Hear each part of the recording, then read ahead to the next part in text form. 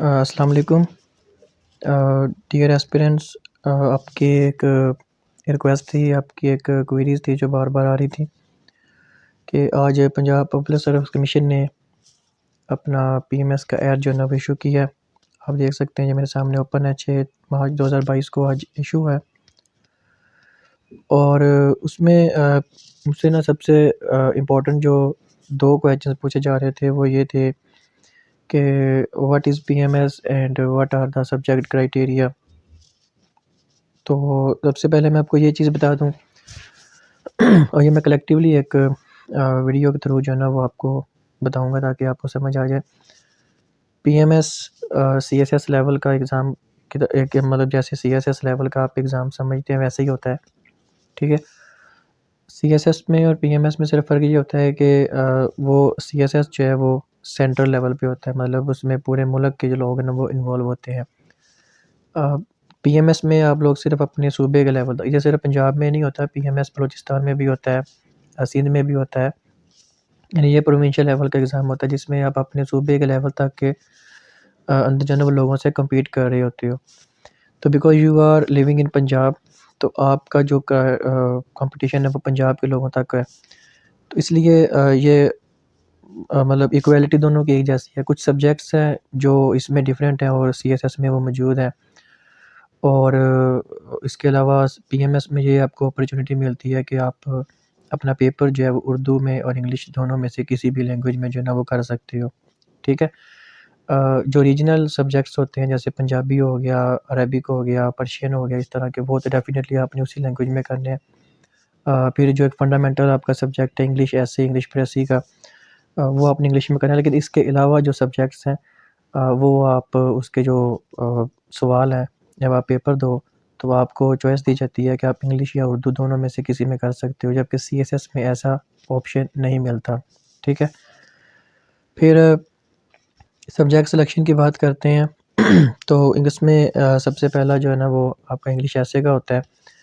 English एसे में क्या होता है कि आपको 6 या 7 टॉपिक्स जो है ना वो दिए जाते हैं जिसमें से कोई एक आपने चूज़ करके लिखना होता है, यानी उसके ऊपर टॉपिक के ऊपर आपको बताया जाता है कि आपने मतलब टॉपिक दे दिया लेकिन आपने किसी एक को जो है ना वो चूज़ करके जो आपको बेस्ट लग रहा है उसके अकॉर्डिंग आपने लिखना है। फिर टॉपिक्स में ये चीज़ बता दूँ कि टॉपिक्स में ये होता है कि आपको को मुख्तलिफ टॉपिक्स जो है ना वो दिए जाते हैं, लेकिन मोस्टली उसमें से जो करंट सिनेरियो चल रहा होता है नेशनल इंटरनेशनल लेवल का उसके अंदर से वो लाज़मी देते हैं। जैसे 2020 में जब आया था तो उस वक़्त कोविड पीक पे था।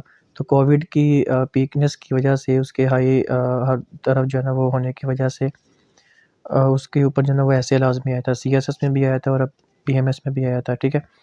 फिर इसके अलावा जो हॉट टॉपिक्स होते हैं वो आपका क्लाइमेट चेंज, ठीक है? इस वक़्त पूरी दुनिया का ग्लोबल इश्यू बना हुआ है। आपका एजुकेशन और उसके बाद इस वक़्त पाकिस्तान लेवल पे जो है ना वो सिंगल नेशनल करिकुलम की काफ़ी जो है ना वो बाज़-गोश्त सुनाई दे रही है। लोग इसके ऊपर जो है ना कुछ मज़ामीन लिख रहे हैं, कॉलम्स वगैरह लिख रहे हैं। तो इसका जो है ना वो बन सकता है कि सिंगल नेशनल करिकुलम जो है ना वो कैसे सूबों को आपस में मिला के रख सकता है या उसके रिलेटेड मतलब जो भी है। फिर इसके अलावा गुड गवर्नेंस के ऊपर जो है ना वो आ सकता है कोई टॉपिक। फिर क्लाइमेट चेंज मैंने आपको बताया, एजुकेशन बताया।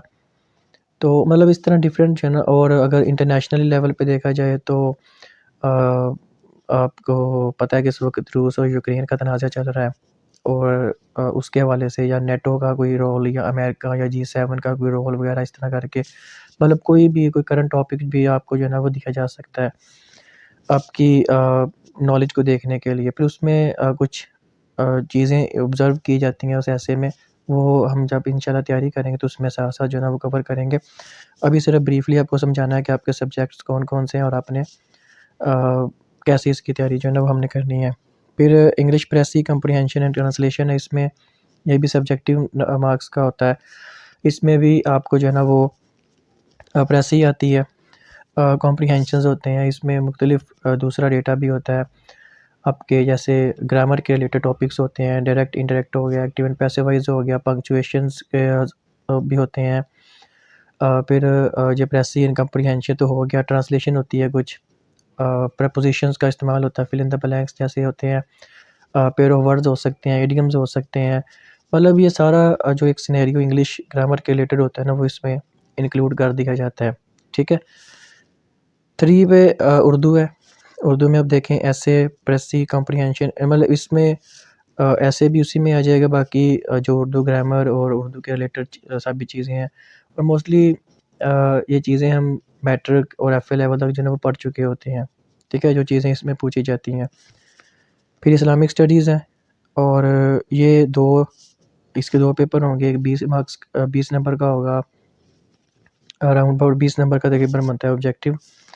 बाकी 80 मार्क्स का जो है वो सब्जेक्टिव होगा। और इस तरह पाकिस्तान स्टडीज़ जो है वो भी ऑब्जेक्टिव और सब्जेक्टिव दोनों होगा।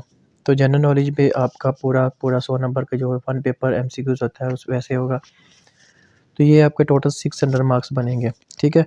नेक्स्ट नीचे ये आपको उन्होंने ग्रुप्स दिए हुए हैं। ग्रुप ए में commerce, economics, business administration, public administration, इसमें से भी आप ए ग्रुप में जो आपको सब्जेक्ट को चूज़ करना है, आपको आपके इंटरेस्ट के मुताबिक लग रहा है। सबसे बड़ा जो मसला होता है यहाँ पे, जो क्वेरी बार बार पूछी जाती है कि हम सब्जेक्ट कौन सा सिलेक्ट करें। तो इसमें पीएमएस में सब्जेक्ट्स की रेंज इतनी ज़्यादा नहीं होती। सबसे पहले तो ये इसका कुछ इसमें लैकिंग है। फिर उसमें ये है कि आपका अपना इंटरेस्ट होता है। जैसे जैसे देखें इसमें फ़िज़िक्स का, केमिस्ट्री का, मैथ का, कंप्यूटर साइंस का, स्टैट, फिर उसके बाद ज़ूलॉजी, बॉटनी, मतलब इस तरह के सभी की पूरी एक रेंज जो है ना वो दी गई होती है। 200 नंबर का, यानी 2-2 पेपर इनके होने हैं। तो इसके अलावा ग्रुप जी में देखें, उसमें आपके कुछ रीजनल भी आ रहे हैं, पर्शियन आ रहा है, पंजाबी आ रहा है। तो इसमें मोस्टली लोग जो है ना वो पंजाबी को चूज़ करते हैं, जो कि एक स्कोरिंग ट्रेंड के हिसाब से चल रहा है, मतलब स्कोरिंग सब्जेक्ट है। फिर ग्रुप एफ में आपको सोशियोलॉजी और सोशल वर्क मिलता है। कोई एक आपने चूज़ करना है, तो ये दोनों ही इस वक्त स्कोरिंग ट्रेंड में चल रहे हैं। ग्रुप ई में आपके पास पॉल साइंस है, हिस्ट्री है, लॉ है और मास कम्युनिकेशन है। इसमें जो मोस्टली क्राइटेरिया समझा जाता है वो पॉलिटिकल साइंस का है और मास कम्युनिकेशन है। जो मैंने 2020 की रिपोर्ट देखी थी, उसमें जो स्कोरिंग ट्रेंड चल रहा है और जो पासिंग रेशियो है, यानी जो कैंडिडेट्स की पासिंग रेशियो होती है, उसके अकॉर्डिंग ही किसी सब्जेक्ट का जो है ना वो स्कोरिंग ट्रेंड बनता है, स्कोरिंग उसका स्कोप बनता है। बाकी इसमें ये जो आपके फ़िज़िक्स, केमिस्ट्री, जियोलॉजी, ज्योग्राफी, ये सारे आपके मोस्टली जो है ना वो प्रैक्टिकल सब्जेक्ट्स में आते हैं। तो वेटरनरी साइंस है, एग्रीकल्चर है।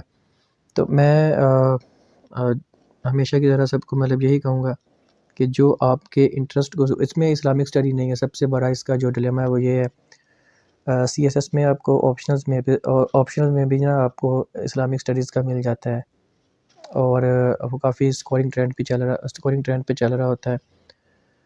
तो इसलिए आपको मजबूरन जो है ना वो इनमें करना पड़ता है। आप एफ में से कोई सोशल वर्क या सोशियोलॉजी ले लोगे, जो दोनों ओवरलैप कर रहे होते हैं सब्जेक्ट्स, और ग्रुप जी में से आप पंजाबी ले लोगे, तो फिर भी एक सब्जेक्ट आपको मज़ीद चूज़ करना है।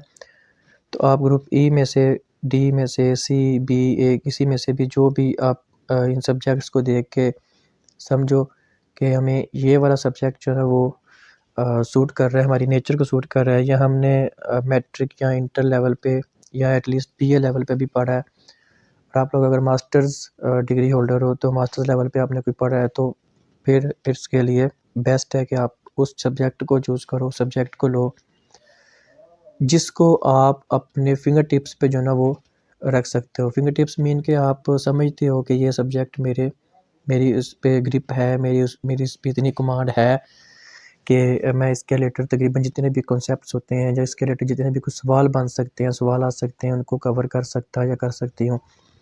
ठीक है। तो मेरा जो यहाँ पे इस वक्त एक ट्रेंड चल रहा है, जो मेरा माइंडसेट चल रहा है, उसमें मैंने पंजाबी चूज़ की है। ग्रुप एफ में से मैंने सोशल वर्क चूज़ किया, और ग्रुप ई में से जो ना वो या मैं पॉल साइंस करूँगा या मैस कम्युनिकेशन करूँगा। ठीक है। मोस्टली मेरा जो रुझान है पॉल साइंस की तरफ है, क्योंकि इसमें और आपका जो करंट अफेयर, आपका जीके, आपका ऐसे का जो पोर्शन होता है, तकरीबन मोस्टली मतलब एक दूसरे के साथ ओवरलैप कर रहे होते हैं कहीं ना कहीं पे ये। ठीक है। तो ये जो है ना वो बेस्ट बन जाता है कॉम्बिनेशन।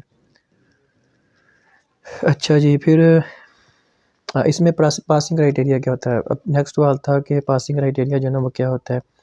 तो पासिंग क्राइटेरिया यहाँ पे उन्होंने देखा मेंशन भी किया है कि candidate shall have to obtain 40% marks in each paper and 50% marks in the aggregate. Aggregate mean कि आपके ये देखें, ये 3 सब्जेक्ट्स आपने चूज़ करने हैं तो ये 600 नंबर के बनेंगे, और ऊपर जो आपके ये 6 सब्जेक्ट है ये भी 600 नंबर के थे, यानी 1200 नंबर के आपके अब पूरे 1200 नंबर होंगे आपके, मतलब 12 पेपर होने हैं आपके।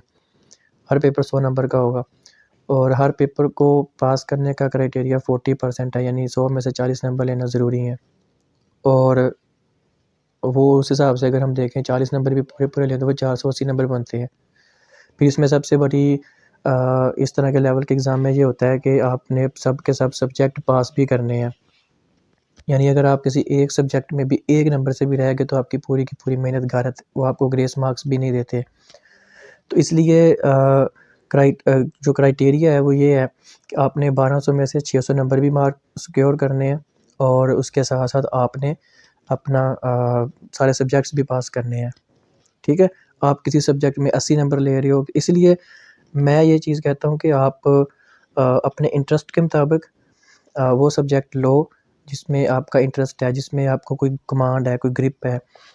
तो पंजाबी आपका रीजनल लैंग्वेज का एक सब्जेक्ट होता है, इसमें मोस्टली जो आपका जो पेपर चेकर होता है ना वो अपनी ज़ुबान को प्रमोट करने के लिए आपको अच्छे मार्क्स दे देते हैं, और मोस्टली पंजाबी में लोग 80 मार्क्स भी जो है ना वो ले लेते हैं, यानी पर पेपर। तो 200 में से अगर आप लगा लें तो 160 नंबर आपके जो है बन जाते हैं। ठीक है, सोशल वर्क आपका एक ऐसा सब्जेक्ट है जो आपके तकरीबन माशरे के इर्द गिर्द घूमता है। इसमें जब हम तैयारी करेंगे तो इसमें जो टॉपिक्स पढ़ेंगे वो आपको अपने इर्द गिर्द के माशरे में, अपनी सोसाइटी में सब कुछ नज़र आएगा। आपको कल्चर का पता चलेगा, सोसाइटी क्या होती है वो पता चलेगा, कम्युनिटी क्या होती है वो पता चलेगा, कुछ पाकिस्तान के रिलेटेड सोशल इश्यूज़ होते हैं वो क्या, वगैरह वगैरह, मतलब वो सभी कुछ। तो इसलिए ये भी काफ़ी जो है ना वो ईज़ी सब्जेक्ट समझा जाता है। फिर आपको जो मेहनत करनी पड़ेगी वो पॉल साइंस पे, और उसके बाद आपका जीके कैप्सा एक ऐसा कैप्सूल है जिसमें कौन से इंग्रेडिएंट्स कब-कब शामिल करने हैं वो किसी को नहीं पता होता, ठीक है? तो इसलिए हम अपनी तैयारी में क्योंकि मेरे पास पीपीएससी का एनटीएस के माशाल्लाह एक नॉलेज है, एक इन डेप्थ नॉलेज है, तो उसके अकॉर्डिंग मैं आपको अपने पूरे तौर से ना वो गाइड करूँगा, ठीक है? फिर पाकिस्तान स्टडीज़ में मोस्टली वो क्वेश्चंस होते हैं जो आपके प्री पार्टीशन से भी हों और पोस्ट पार्टीशन से भी हों, यानी आप यूँ समझें कि पाकिस्तान बनने से पहले के 2-3 सवाल दे देंगे वो, तहरीक अलीगढ़ का पूछ लेंगे, कायद-ए-आज़म के हवाले से कुछ बात कर लेंगे, या इवन के कोई पीछे जो सल्तनतें होती थी उनके रिलेटेड कोई बात कर लेंगे, नहीं तो मोस्टली जो 3-4 क्वेश्चंस हैं ना वो करंट सिनेरियोज़ में से ही वो डालेंगे, ठीक है? जैसे आपका कॉन्स्टिट्यूशन हो गया, उसके रिलेटेड बात होगी, या आपका कोई करंट सिनेरियो में कोई हॉट टॉपिक या कोई हॉट इश्यू चल रहा है उसके रिलेटेड कोई बात हो गई। तो इस तरह का तकरीबन सवाल आएगा, ठीक है? इस्लामिक स्टडीज़ भी ईज़ी है, और हम इंशाल्लाह बुक्स की भी जो है ना वो एक मतलब जो पीपीएससी ने रिकमेंड की होती है उसी के अकॉर्डिंग जो है ना मैं नेक्स्ट वीडियो बनाऊँगा। और आप लोग जो है ना मुझे अपना सब्जेक्ट क्राइटेरिया लाज़मी बता देना, ताकि मैं उसके अकॉर्डिंग आपका जो पीपीएससी की तरफ से सजेस्टेड रीडिंग्स होती हैं, उसके ऊपर जो है ना वो मैं आपको गाइड कर सकूँ, ठीक है? और फिर जल्द ही हम अपनी तैयारी भी स्टार्ट कर दें ताकि हम टाइमली जो है ना वो चीज़ें कवर भी कर सकें। तो आई होप सो कि अभी तक इस वीडियो में मैंने जो भी इम्पोर्टेंट चीज़ें थी, इम्पोर्टेंट एस्पेक्ट थे, वो सब आपको बता दिए हैं, ठीक है? बाकी फिर भी कोई क्वेरी हो तो वो लाज़मी मुझे जो है ना वो बता दीजिएगा।